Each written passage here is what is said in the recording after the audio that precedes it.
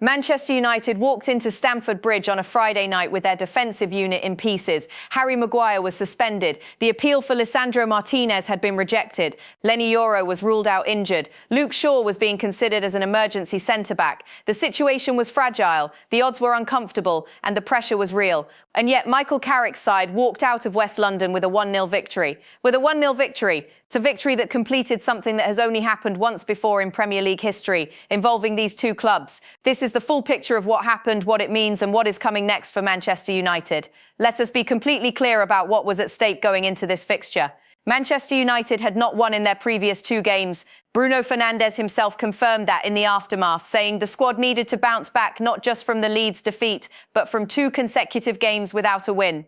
The pressure to respond was enormous. At the same time, Chelsea had home advantage. The fixture was at Stamford Bridge. United's defensive options were at their lowest point of the season. A defeat here would have put serious pressure on the top 5 chase, with only 5 league games remaining. And if you want this level of detailed breakdown on every major Manchester United story this season, hit that subscribe button right now. Emma United Analyst is where the real analysis lives. Every major decision, every key performance, every transfer rumour, broken down properly. Subscribe now and stay ahead of every story. Because what happened at Stamford Bridge was not just a result, it was a statement. The historic double ESPN UK reported the following. Manchester United have done the double on Chelsea for just the 2nd time in Premier League history in the seasons 2019-20. The 2 results shown were Manchester United 2, Chelsea 1 at Old Trafford, and Chelsea 0, Manchester United 1 at Stamford Bridge. Now here is what this really means. What makes this remarkable is the context. In a season where Manchester United spent months in crisis, where a manager was sacked, where results were inconsistent and the atmosphere around the club was toxic, they have still managed to do something that has only been done once before against Chelsea in Premier League history. That tells you this squad is more capable than many wanted to believe. And it tells you that Michael Carrick has unlocked something in this group. Michael Carrick's record since taking charge, ESPN UK also reported the following. Michael Carrick has had some big wins since he took over as Manchester United manager. The results listed were Manchester United 2, Manchester City 0, Arsenal 2, Manchester United 3, and Chelsea 0, Manchester United 1. Here is how I see this. Those 3 results alone would be considered a strong season for many managers. Carrick has beaten the 2 clubs who were considered title contenders and has now completed a league double over Chelsea. These are not fortunate results against lower opposition. These are wins against the highest level of competition in this division. That pattern of performance against elite opposition is a sign that Carrick understands how to set his team up for big games. The defensive crisis before kickoff, Simply United reported the following. On Wednesday, Manchester United were told Harry Maguire would serve a 1-match ban while their appeal for Lisandro Martinez was rejected. Leny Yoro was also ruled out injured. Luke Shaw was considered at centre-back, but Michael Carrick chose stability, pairing Noussair Mazraoui with Aiden Heaven to keep balance. Let me break this down for you. Carrick had multiple options and chose the most stable pairing available.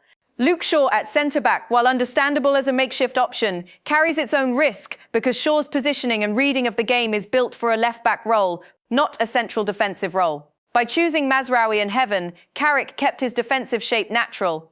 It was a calculated decision from a manager who understood that disrupting the structure to accommodate a makeshift defender could cause more problems than it solved. And the clean sheet suggests that decision was correct. Discipline on the pitch and Carrick's touchline anger Manchester United forever reported the following. Bryan Mbeumo picked the wrong pass in the first half as United counter-attacked. Mbeumo, Cunha and Dalot did not react quickly enough to track back as Chelsea burst forward, which angered Carrick on the touchline. Carrick jumped off his seat and shouted at the trio to support the defensive effort. He is popular in the dressing room.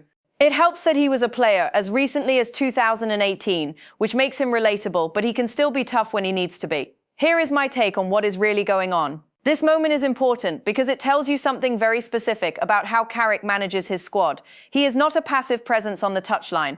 He demands defensive discipline from his attacking players, and he is willing to make that demand loudly and publicly. The fact that he was a player only a few years ago gives him a kind of authority that younger players respond to differently than they would to a manager who never played the game at that level. He can say with credibility, I know what this feels like and I know what is expected. That combination of relatability and toughness is a powerful management tool. Bruno Fernandes, post-match Centre Devils, reported the following quote from Bruno Fernandes. Obviously an amazing feeling, but we had to bounce back, not just from Leeds, but the last 2 games we did not win. Making distance from the top 5 is important for us. Here is the part most people are missing. The phrase making distance from the top 5 is insignificant. Fernandes is not talking about scraping into the Champions League. He is talking about building a cushion. That is the mindset of a player who believes this club belongs in that conversation and wants to make it certain, not just possible. The captain's mentality here is clear. The Amorim era, in hindsight UTD truthful, reported the following quote from journalist Ty Marshall of the Manchester Evening News. This was a night when he, meaning Carrick, might just thank his predecessor as well. It can be easy to look back on the Amorim era with regret, but not everything that happened in those 14 months was bad. That togetherness was not the case 18 months ago. Here is what you really need to understand. This is a nuanced and important point. Carrick is benefiting from a squad that went through pain together. The togetherness that is now visible in this Manchester United dressing room was partly built during a difficult period under Ruben Amorim. Suffering together, fighting together through adversity creates bonds that you cannot manufacture in training sessions. Carrick inherited a group that had been through fire, and that collective experience is now working in his favour. The best managers understand that the environment they inherit has a history, and that history shapes what they can build on. Michael Carrick on Bruno Fernandes. Calci EPL reported the following quote from Carrick. I think he is the best player in the world in his position right now. I am fortunate to have a player like him in my team, from his leadership on the pitch to the way he decides games almost on his own. I have played alongside many greats during my Manchester United days, but what Bruno Fernandes is doing right now is on another level entirely. Let me give you my honest take on this. When Michael Carrick, a player who shared a dressing room with Cristiano Ronaldo and Wayne Rooney and Paul Scholes, says that what Bruno Fernandes is doing is on another level entirely, that is not a throwaway compliment. That is a serious statement from a man with a serious frame of reference. Carrick knows what elite looks like. He has stood next to it. And he is saying that Bruno, right now, in this season, is operating at a level that surpasses what he has seen before. That is the highest possible praise from someone qualified to give it. Owen Hargreaves calls Bruno the best in the league. Football on TNT Sports reported the following. Owen Hargreaves gives Bruno Fernandes the ultimate praise as he closes in on the record for the most assists in a Premier League season. The quote shown was, "He is the best player in the Premier League. Here is how I see this. 2 former Manchester United midfielders, Carrick and Hargreaves, independently making the same assessment on the same night is not a coincidence, it is a consensus. When players who competed at the very top level of the game look at Bruno Fernandes and reach the same conclusion without prompting, it confirms that his current form is genuinely exceptional, not just statistically but visually, in terms of how his game looks to people who understand the demands of the position." Kobbie Mainoo's outstanding performance by numbers centre Devils reported the following statistics for Kobbie Mainoo against Chelsea. 100% final third pass accuracy, 95% overall pass accuracy, 68 touches, 21 carries, 5 ball recoveries. Let me walk you through this step by step. Those numbers tell the story of a complete midfield performance. 95% pass accuracy at Stamford Bridge against a Chelsea side containing Cole Palmer is not an ordinary achievement for a young midfielder. The 100% accuracy in the final third means that every time Mainoo received the ball in dangerous areas, he made the correct decision and executed it perfectly. The 5 ball recoveries and 3 interceptions show that he was not just performing in possession, he was performing without the ball too. That combination of technical quality and defensive awareness is exactly what a top-level central midfielder needs to offer, and Mainoo delivered it on one of the hardest grounds in the league. Carrick's verdict on Mainoo UTD. Truthful reported the following quote from Carrick on Mainoo. "I thought that was the best Kobbie has played, certainly since I have been back here. I think to step up and put so many phases to his game, or sides to his game tonight. I thought he looked so composed, so calm, had a really good presence about him, and defended well. It is not easy when you have got really good players around you, and it was a good battle between him and Cole Palmer. So he had to be right at it tonight, but I thought he showed so much quality and composure in a tough environment in the end to show us what he can do." Kobbie did not train an awful lot, really. He only did a little bit on Thursday and a little bit more yesterday, so it was not an awful lot. So again, credit to him for stepping into that one. Here is what you really need to understand. The detail about Mainoo's limited training heading into this match makes the performance even more extraordinary. This was not a player who had the luxury of a full week of preparation against a specific opponent. He came into this game undercooked physically and still delivered what his manager is calling the best performance of his time back at the club. That speaks to natural talent, mental strength, and an understanding of the game that goes beyond physical preparation. Some players need everything to be perfect to perform. The genuinely elite ones find a way regardless. Joe Cole's verdict on Amorim and Mainoo UTD District reported the following quote from Joe Cole. "One of the mad things for me watching Kobbie Mainoo is how did Ruben Amorim not get a tune out of him? Now here is what this really means. This is a question that many people connected to Manchester United are asking quietly, and Joe Cole said it openly on television. Mainoo's capability is clearly not in doubt. What is being questioned is the management decisions that kept that capability hidden for so long. The evidence is now visible. Under Carrick, Mainoo is performing at a level that has impressed Cole, Carrick, and anyone watching the game carefully. The contrast with his previous period under Amorim is stark and unavoidable." Mason Mount's return to Stamford Bridge UTD. Truthful reported the following. Mason Mount smiled as he was heckled during his warm-up. A Chelsea fan shouted an insult when he was introduced, and boos rang out around the ground. Cunha laughed to himself as he came off for Mount and tapped on his chest as if to say, "Listen to that, go and show them what you can do." Mount had lost on both of his previous visits to Stamford Bridge with United, so it was not surprising to see him revel in the victory after the final whistle. Let me put this in plain terms for you. The body language described here tells you about the internal culture of this Manchester United squad right now. Cunha did not ignore the noise directed at Mount. He acknowledged it, turned it into motivation, and passed that energy directly to his teammate. That is the act of a squad that is pulling in the same direction. And Mount, who has faced genuine criticism from Chelsea supporters since leaving the club, finally got his winning moment at Stamford Bridge in a Manchester United shirt. Those moments matter for a player's confidence and his connection to the fan base he is trying to win over. Carrick on Bruno and the assist record centre Devils reported the following quote from Carrick on Bruno Fernandes and the possibility of breaking the Premier League assist record. "I suppose you only deserve the record if you get it. But Fernandes has been brilliant since the first time I was here. He was willing to do the work for the team in the middle. He is the captain for a reason. Sometimes it is about leading by example and showing the way. Here is the part most people are missing. The phrase, 'he was willing to do the work for the team in the middle,' is the most important part of that quote. Carrick is not just praising Bruno's creativity or his goal contributions. He is praising his willingness to perform the less glamorous elements of midfield play. That is the mark of a complete footballer and a genuine leader. Captains who only perform when the spotlight is on them are not leading. Bruno is doing the full job, and Carrick is making sure that context is part of the conversation." The assist race with 5 games to go live score reported the following. Bruno Fernandes is now joint top with Michael Olise for league assists. The graphic showed both players on 18 assists with 5 league games remaining. The race is now on. Let me break this down for you. 18 assists in a single Premier League season with 5 games still to play puts Fernandes in genuine record-breaking territory. The fact that he is level with Michael Olise, who plays for Bayern Munich in the Bundesliga, shows that this is now a conversation that crosses leagues. But from a Manchester United perspective, what matters more than the individual record is the impact those assists have had on results. Every one of those 18 contributions has translated into a goal for his teammates. The record is the byproduct of consistent excellence, not the goal in itself. Bruno Fernandes on Champions League qualification, Kalshi EPL reported the following quote from Bruno Fernandes on qualifying for the Champions League. "It is the greatest competition at club level. I am happy we are almost on the verge of reaching next season's UCL. I am proud of my teammates and I hope we can continue like this. Here is my take on what is really going on. The phrase almost on the verge is careful and deliberate. Fernandes is not claiming the Champions League spot has been secured. He is acknowledging the proximity while maintaining focus on the remaining games. That measured language from a captain is important.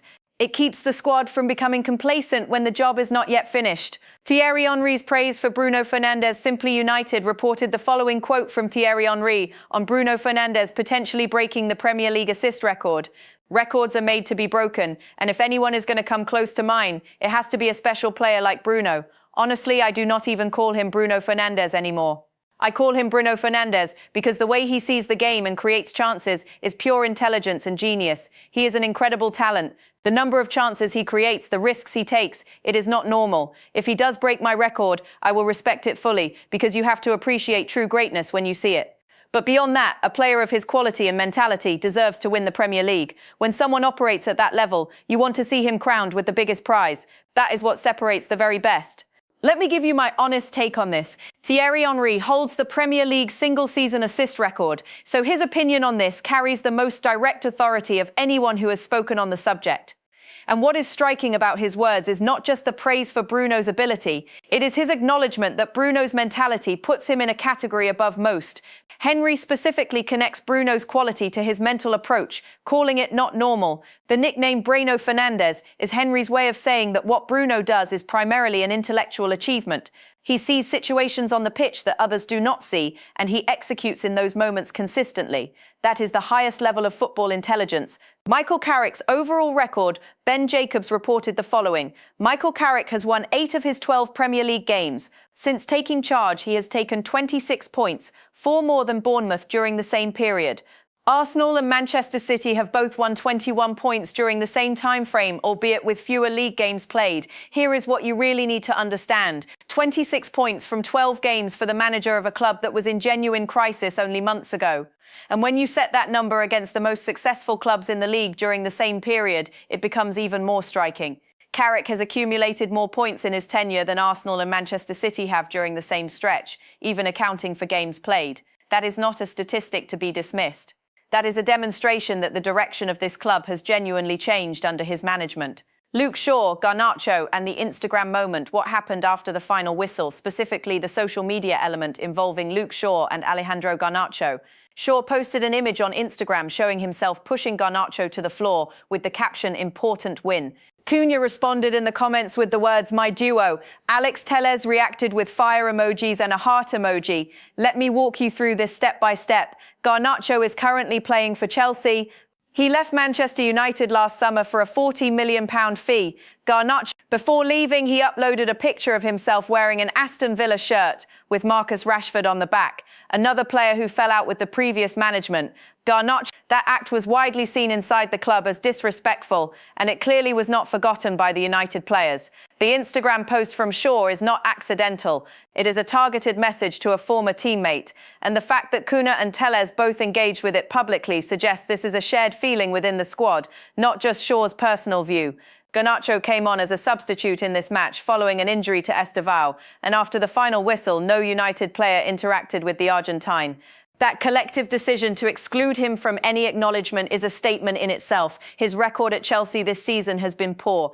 1 goal in 22 league appearances is a significant underperformance for a player of his age and profile. Even Chelsea supporters have reportedly suggested that a season-long loan might be the best route forward for him.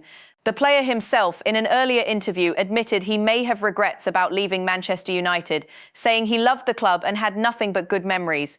The reality of this situation is that Garnacho left under difficult circumstances, made public gestures that the United squad interpreted as disrespectful, and has since struggled to perform at his new club. The Manchester United players who responded to Shaw's post were not being unprofessional. They were being honest about how they felt. And in a squad that is now clearly built on unity and togetherness, those feelings are shared openly.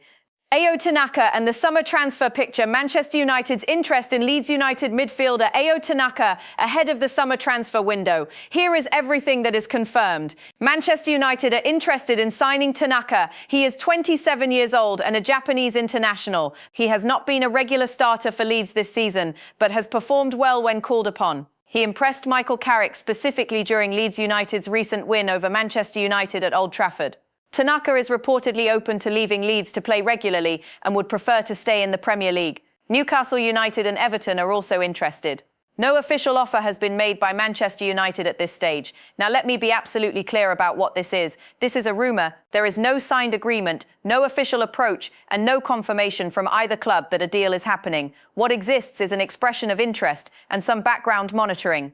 Here is how I see this. The logic behind the interest makes sense within the context of Manchester United's squad needs. The situation is that United need midfield depth, particularly in the defensive midfield role. Casemiro has departed, Manuel Ugarte has not performed at the level expected, and his replacement in the summer is being considered seriously. Tanaka, who plays that position with energy and tenacity, could represent a cost-effective solution alongside any bigger midfield signing. But there are important questions that the current information does not answer. What fee would Leeds United demand? Would Tanaka accept the role of a squad player at a club that will likely also sign a primary defensive midfielder? And how does Newcastle or Everton's interest affect the negotiation? The competition from 2 other Premier League clubs means that Leeds will have options, and those options give them leverage in any price conversation. Manchester United will need to move with clarity and purpose if they want to win that race.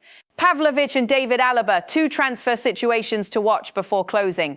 It is worth briefly addressing two other names that have emerged in connection with Manchester United. On Aleksandar Pavlovic, Stretford End reported that Manchester United have been monitoring the Bayern Munich midfielder and made inquiries with his representatives.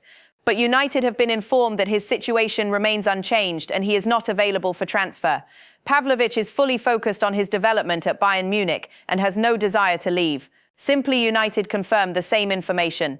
Let me put this in plain terms for you.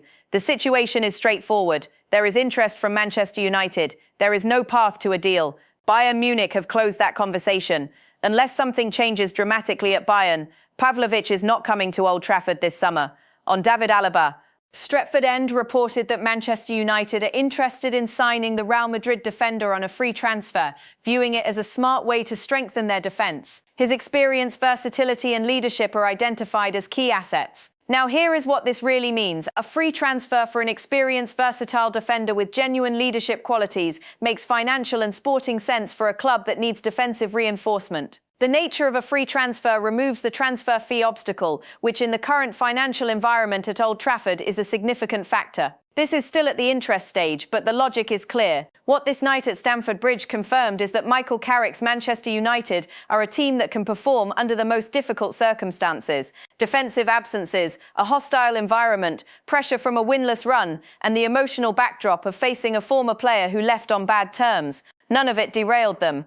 The performance of Kobbie Mainoo, a player who barely trained in the days before kickoff, showed that the squad depth and individual quality available to Carrick is genuine. The continued brilliance of Bruno Fernandes, now closing in on the all-time Premier League assist record with 18 contributions and 5 games remaining, shows that the captain is at the absolute peak of his powers. 26 points from 12 games under Carrick, a league double over Chelsea for only the second time in Premier League history. Champions League qualification within reach, a summer transfer window that could add further quality. The situation at Manchester United is genuinely changing, and the evidence for that is no longer built on hope. It is built on results. That is the full picture from Emma United analyst. If this kind of in-depth breakdown is what you have been looking for, subscribe to this channel now. Every major Manchester United story, every transfer development, every performance analysis delivered with the depth and precision you deserve. See you in the next video.